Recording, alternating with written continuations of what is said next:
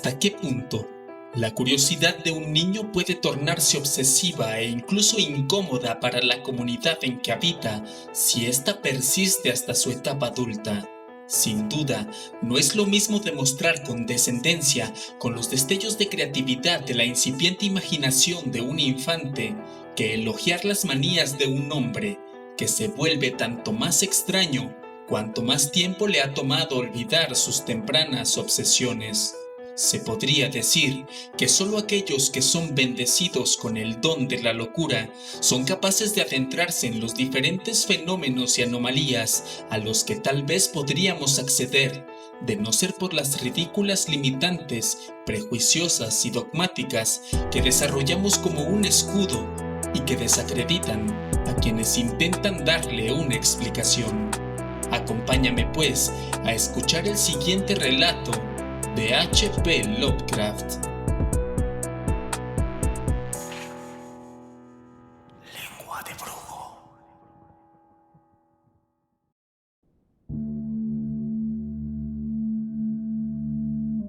La tumba. Sedibus ut saltem placidis in morte quiescam. Virgilio. Al abordar las circunstancias que han provocado mi reclusión en este asilo para enfermos mentales, soy consciente de que mi actual situación provocará las lógicas reservas acerca de la autenticidad de mi relato. Es una desgracia que el común de la humanidad sea demasiado estrecha de miras para sopesar con calma e inteligencia ciertos fenómenos aislados que subyacen más allá de su experiencia común y que son vistos y sentidos tan solo por algunas personas psíquicamente sensibles. Los hombres de más amplio intelecto saben que no existe una verdadera distinción entre lo real y lo irreal, que todas las cosas aparecen tal como son, tan solo en virtud de los frágiles sentidos físicos y mentales mediante los que las percibimos. Pero el prosaico materialismo de la mayoría tacha de locuras a los destellos de clarividencia que traspasan el vulgar velo del empirismo chabacano.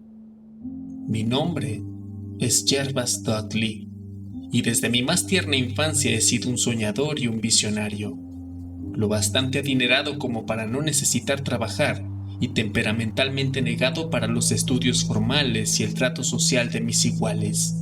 Viví siempre en esferas alejadas del mundo real, pasando mi juventud y adolescencia entre libros antiguos y poco conocidos, así como deambulando por los campos y arboledas en la vecindad del hogar de mis antepasados. No creo que lo leído en tales libros o lo visto en esos campos y arboledas fuera lo mismo que otros chicos pudieran leer o ver allí, pero de tales cosas debo hablar poco, ya que explayarme sobre ellas no haría sino confirmar esas infamias despiadadas acerca de mi inteligencia que a veces oigo susurrar a los esquivos enfermeros que me rodean. Será mejor para mí que me ciña los sucesos, sin entrar a analizar las causas. Ya he dicho que vivía apartado del mundo real, aunque no que viviera solo. Eso no es para seres humanos, ya que quien se aparta de la compañía de los vivos inevitablemente frecuenta la compañía de cosas que no tienen, o al menos no demasiada vida. Cerca de mi casa existe una curiosa hondonada boscosa en cuyas profundidades sombrías pasaba la mayor parte del tiempo, leyendo, pensando y soñando. En sus musgosas laderas tuvieron lugar mis primeros pasos infantiles, y en torno a sus robles grotescamente nudosos se entretejieron mis primeras fantasías de adolescencia. Terminé por conocer bien a las dríadas tutelares de tales árboles, y a menudo he atisbado sus salvajes danzas a los fieros rayos de la luz menguante. Pero no debo hablar ahora de eso. Debo ceñirme a la tumba abandonada de los Hydes, una vieja y rancia familia cuyo último descendiente directo había sido introducido en su negro seno décadas antes de mi nacimiento. Esta cripta de la que hablo es de viejo granito, carcomido y descolorido por brumas y humedades de generaciones. Excavado en la ladera, tan solo la entrada de la estructura resulta visible.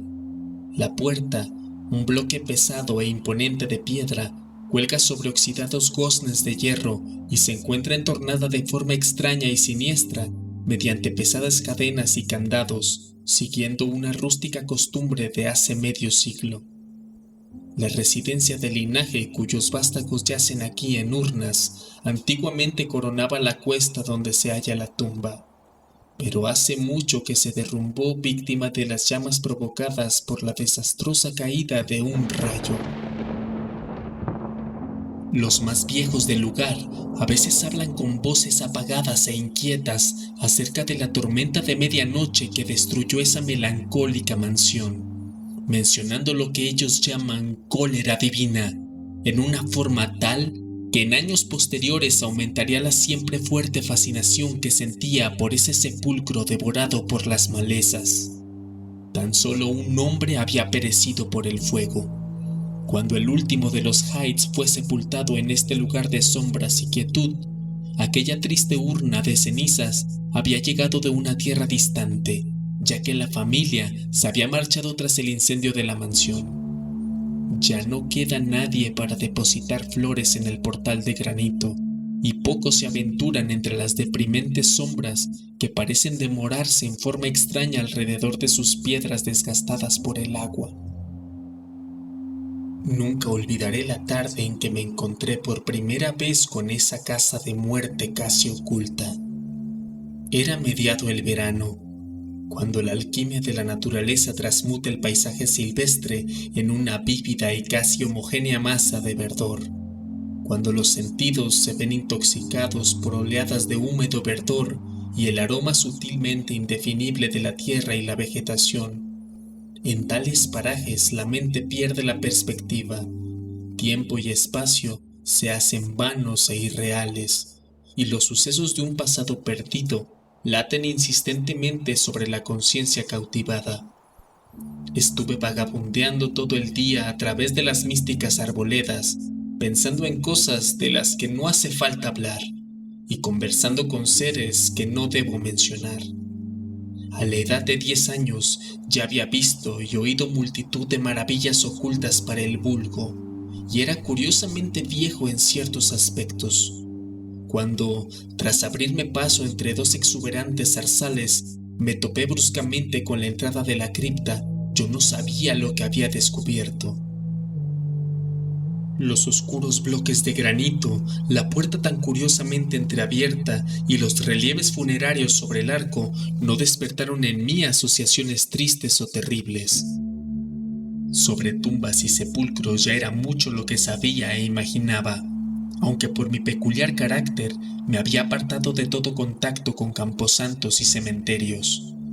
La extraña casa de piedra en la ladera representaba para mí una fuente de interés y especulaciones, y su interior frío y húmedo, dentro del que vanamente trataba de hojear a través de la abertura tan incitantemente dispuesta, no tenía para mí connotaciones de muerte o decadencia. Pero de ese instante de curiosidad nació el loco e irracional deseo que me ha conducido a este infierno de reclusión. Azuzado por una voz que debía proceder del espantoso corazón de la espesura, resolví penetrar aquellas tinieblas que me reclamaban, a pesar de las cadenas que impedían mi acceso. En la menguante luz del día, alternativamente sacudí los herrumbrosos impedimentos, dispuesto a franquear la puerta de piedra, e intenté escurrir mi magro cuerpo a través del espacio ya abierto. Pero nada de todo esto resultó.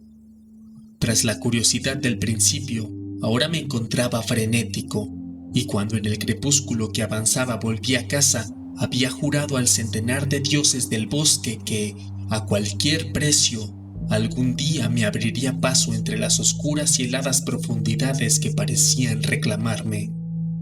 El médico de barba gris que acude cada día a mi cuarto dijo una vez a un visitante que tal decisión representaba el comienzo de una penosa monomanía, pero esperaré el juicio final de los lectores cuando éstos hayan sabido todo.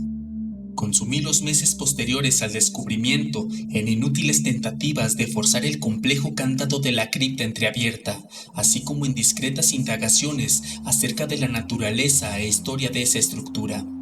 Con el oído tradicionalmente receptivo de los niños, aprendí mucho, aun cuando mi habitual reserva me llevó a no comunicar a nadie ni esos datos ni la decisión tomada.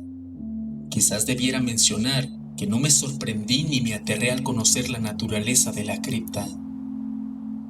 Mis originales ideas acerca de la vida y de la muerte me habían llevado a asociar, de alguna vaga forma, la fría arcilla y el cuerpo animado, y sentí que esa grande y siniestra familia de la mansión incendiada estaba en algún modo presente en el pétreo recinto que yo trataba de explorar.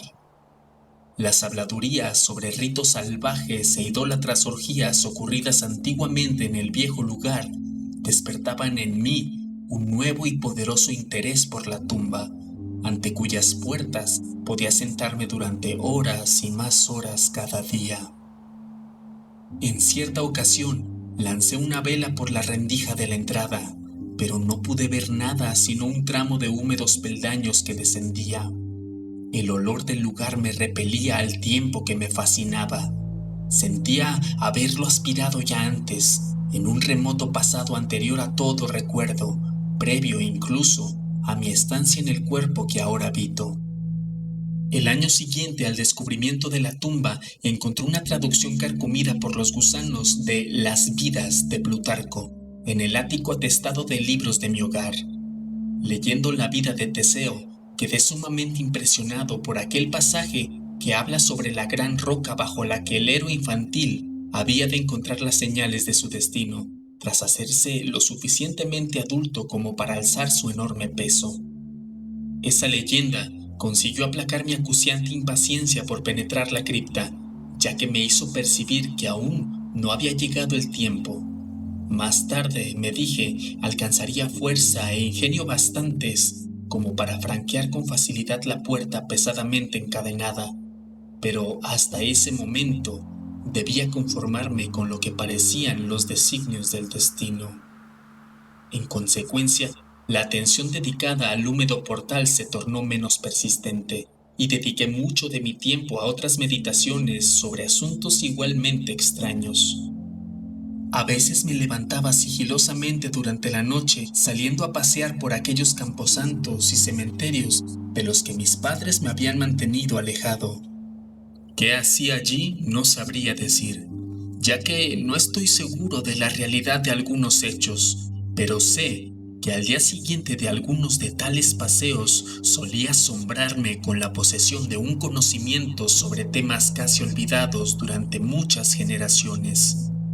Fue durante una noche así que estremecí a la comunidad con una extraña hipótesis acerca del enterramiento del rico y famoso hacendado Brewster, una celebridad local sepultada en 1711 y cuya lápida de pirraza, ostentando el grabado de una calavera y dos tibias cruzadas, iba convirtiéndose lentamente en polvo.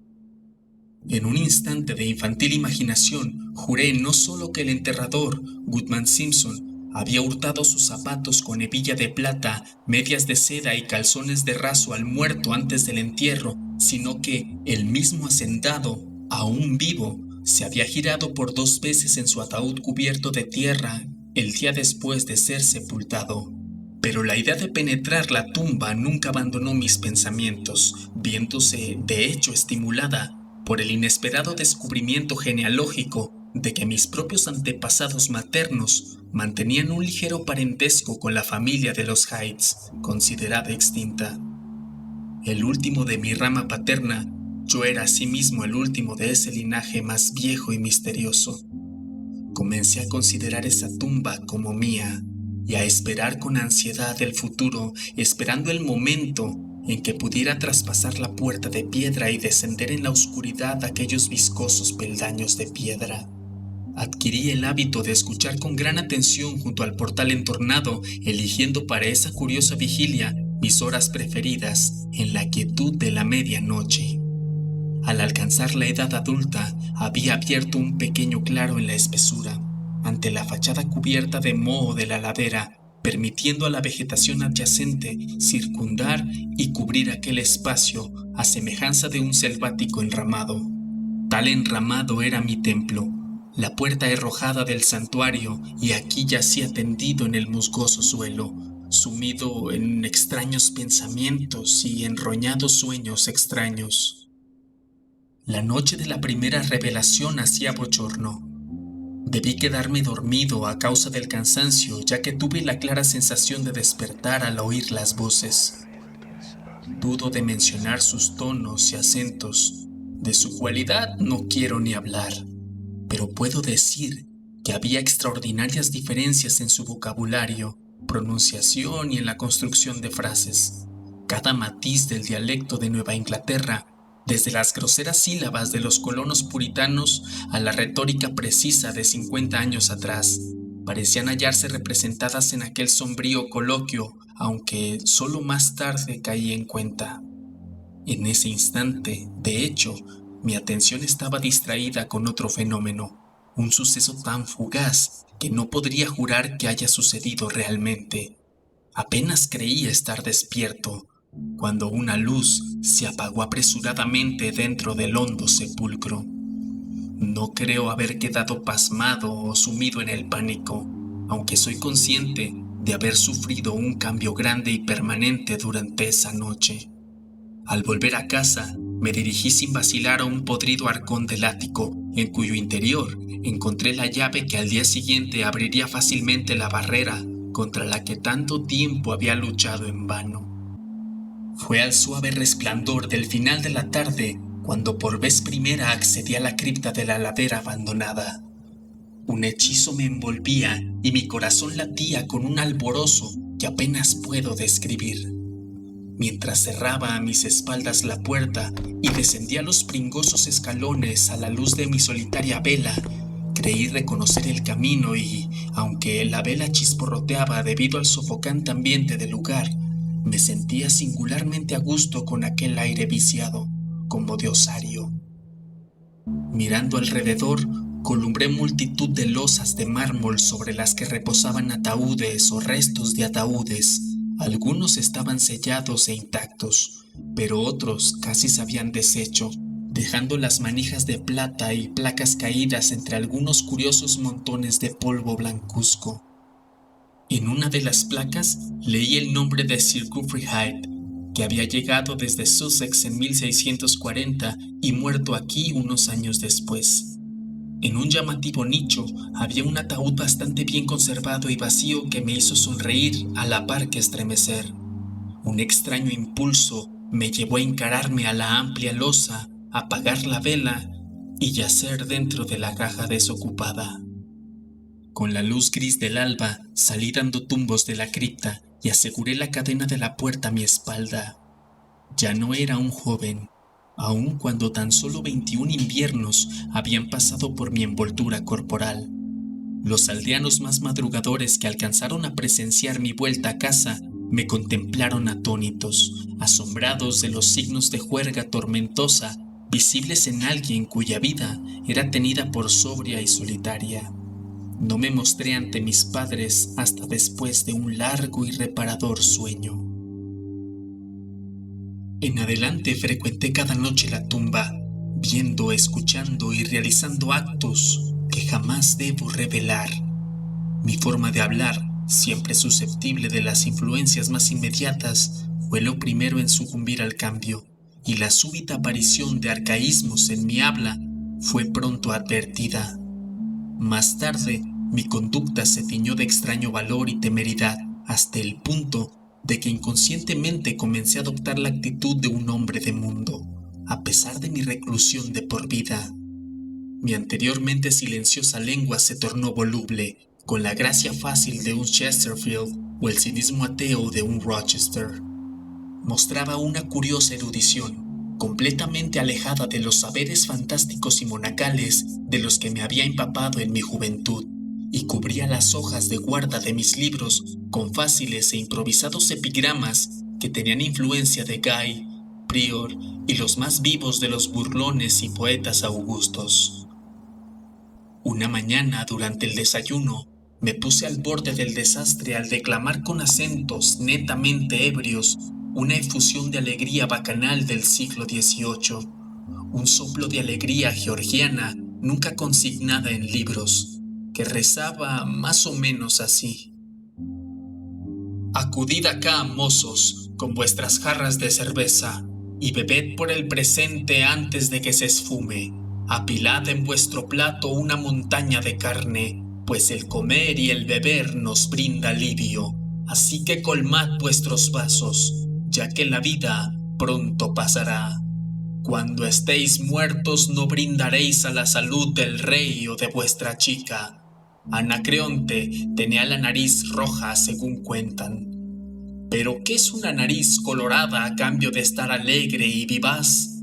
Dios me valga, mejor rojo como estoy aquí que blanco como un lirio y muerto medio año. Así que Betty, mi dama, ven y dame un beso. En el infierno no hay hija de ventero que se te pueda comparar. El joven Harry se mantiene todo lo tieso que puede. Pronto perderá la peluca y caerá bajo la mesa, pero colmad vuestras copas y hacerlas circular. Mejor bajo la mesa que bajo tierra, así que reíd y gozad, bebed sin cesar. Bajo 6 pies de tierra no será tan fácil el disfrutar. El diablo me confunda, apenas puedo andar. Maldito sea si puedo tenerme en pie o hablar. Aquí, posadero, manda Betty por una silla. Me iré a casa en un rato, ya que mi mujer no está. Así que echadme una mano.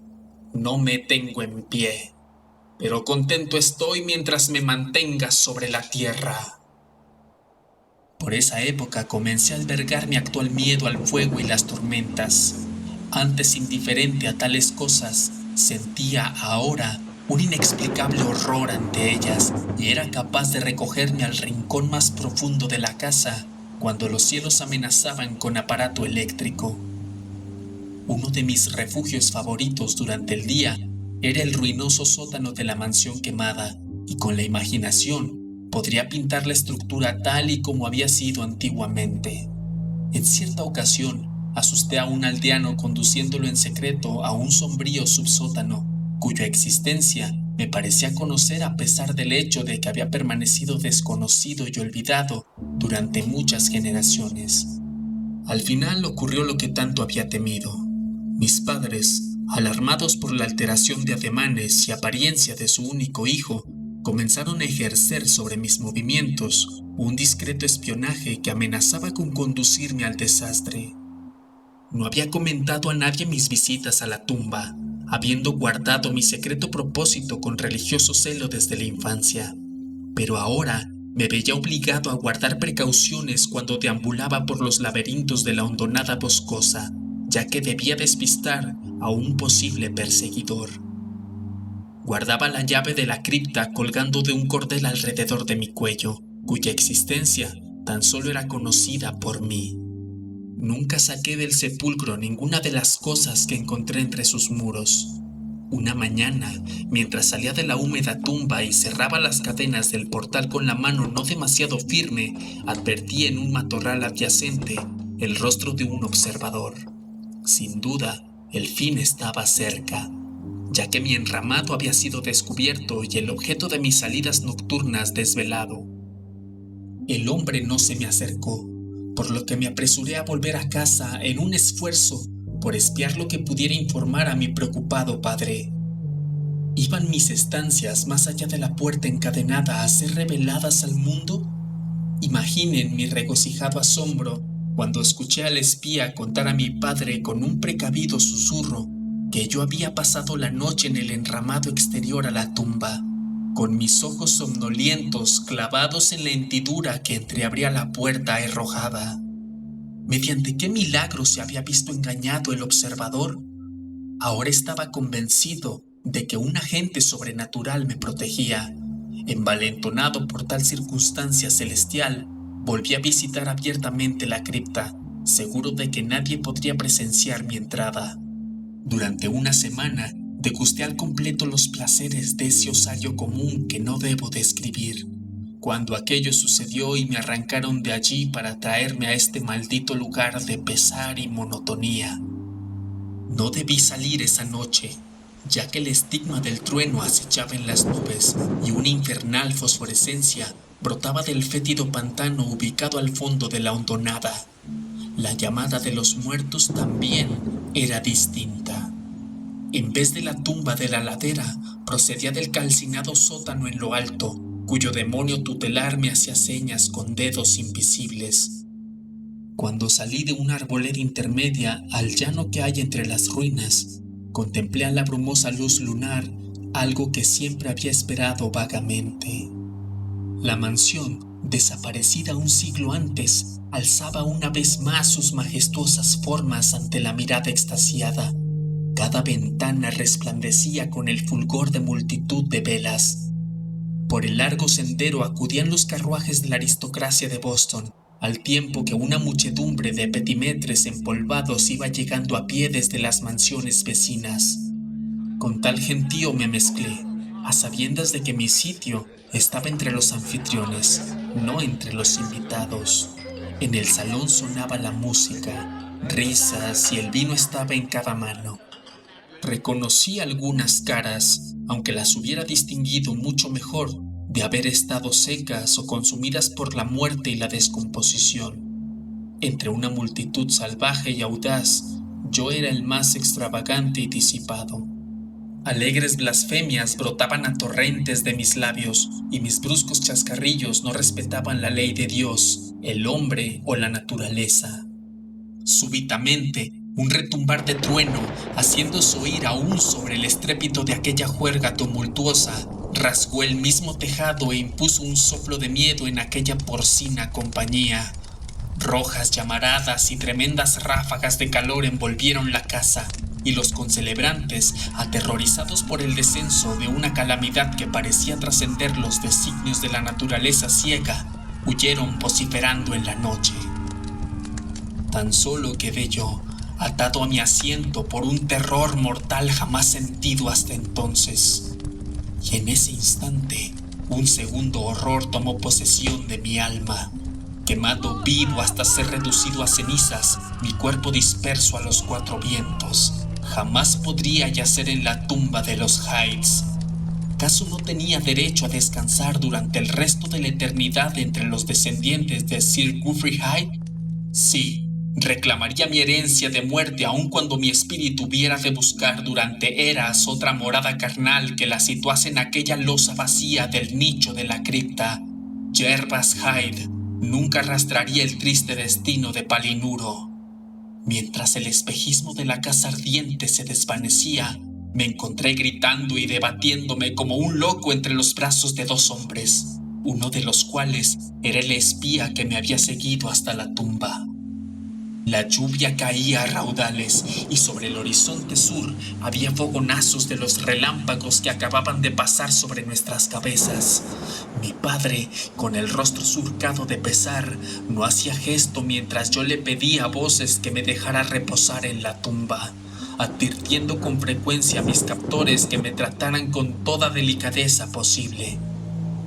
Un círculo oscurecido en el suelo del arruinado sótano indicaba un violento golpe de los cielos, y en esa parte, un grupo de aldeanos curiosos con linternas indagaban en una pequeña caja de antigua factura que en la caída del rayo había aflorado a la luz.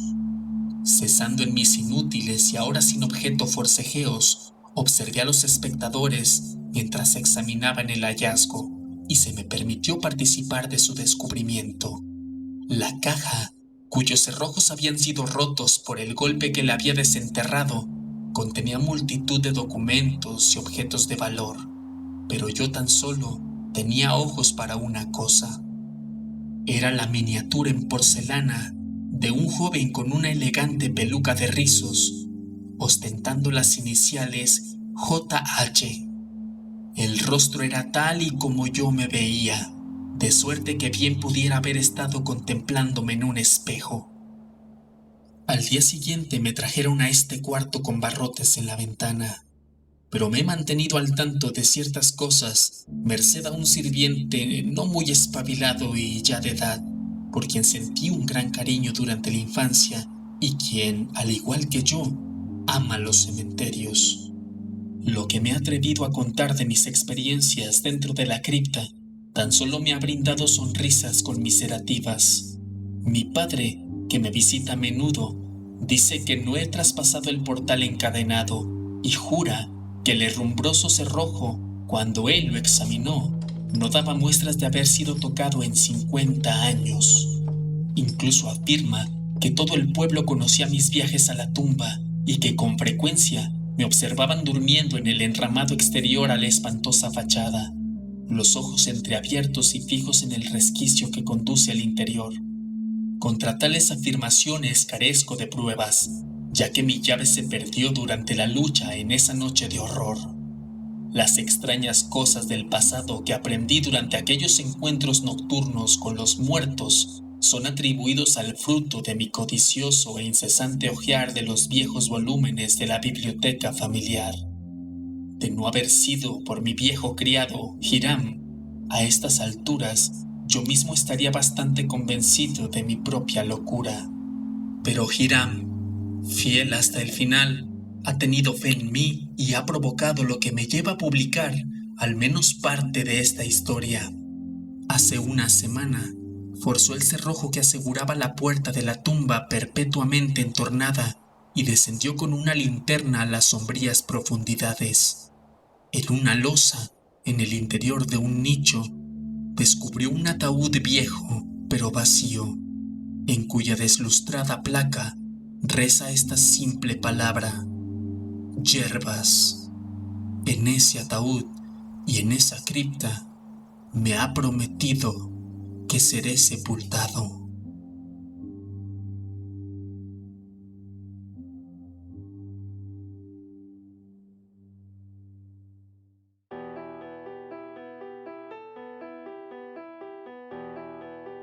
¿Bajo qué extraños efectos realizaba Yerbas sus viajes hacia el interior de la tumba?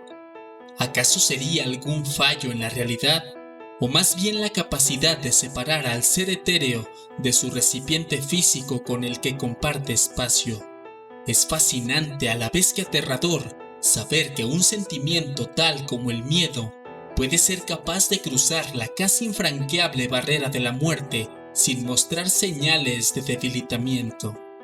No obstante, también cabe la posibilidad obvia y más razonable de todo este asunto, y es que Yerbas simplemente sufriera de alguna especie de trastorno cuyos síntomas prematuros no fueran advertidos como una naciente manía, sino como parte de la imaginación activa de un niño normal, y que Hiram, al verlo en ese estado de locura en su adultez, prefirió mantener viva su fantasía, haciéndole creer que la tumba tenía grabada el nombre de Yerbas. De cualquier forma, hazme saber en los comentarios qué opinas acerca del desprendimiento del ser. ¿Lo has experimentado alguna vez? De ser así, cuéntame tu experiencia. Te deseo mis más sinceras pesadillas.